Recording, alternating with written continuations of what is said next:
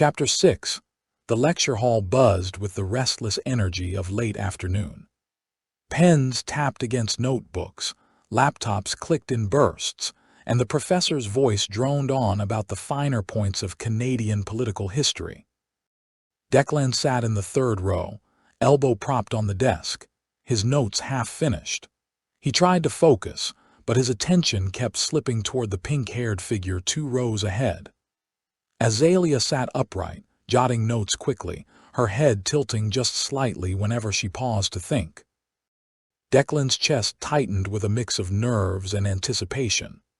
For the past week, their texting had become a steady rhythm in his life, songs, memes, late-night thoughts. And now, seeing her in person again, he felt the tug stronger than ever. He thought about asking her to hang out after class.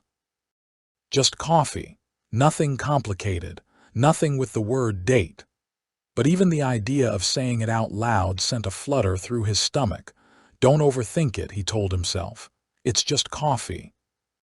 The professor dismissed the class with a wave of his hand, and the room erupted in the usual shuffle.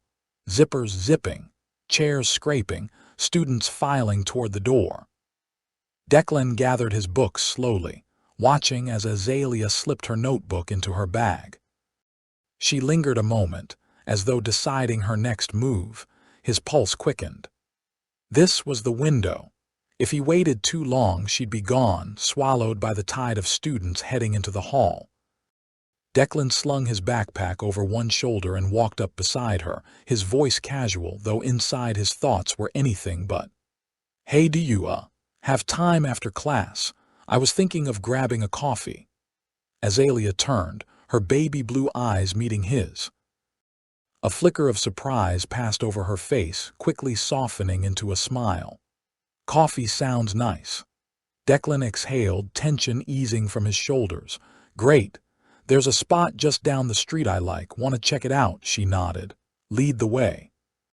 The cafe they found themselves in was tucked between a bookstore and a vintage clothing shop on Spring Garden Road.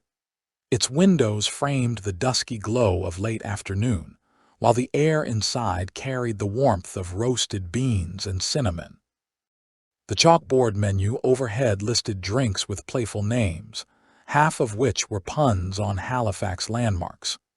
Indie music played faintly from speakers, mixing with the hiss of the espresso machine and the low murmur of conversations. They ordered their drinks, Declan a black coffee, Azalea a chai latte, and slid into a small booth near the window. The table was slightly wobbly, and Azalea laughed when her drink shifted with the movement.